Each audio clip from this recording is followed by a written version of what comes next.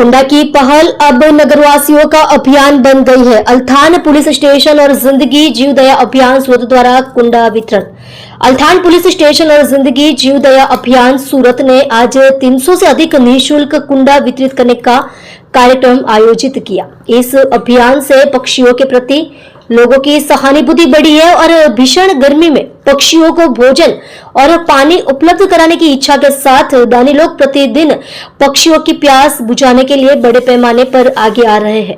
Althan police station और जिंदगी जीव दया अभियान सूरत द्वारा 300 से अधिक निःशुल्क पक्षी फीडर वितरित किए गए।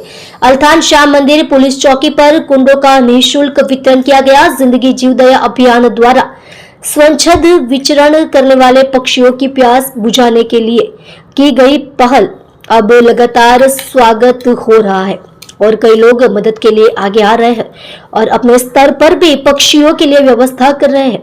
जिंदगी जीव दया अभियान टीम ने शहर में अधिक से अधिक परिवारों तक ये कुंडे वितरित करने के लिए यह अभियान शुरू किया है। हाल उनाळानी सीजन चाली रही है, तमे जोई रह्या छो कि गरमीनुं प्रमाण खूब वधी गयुं छे।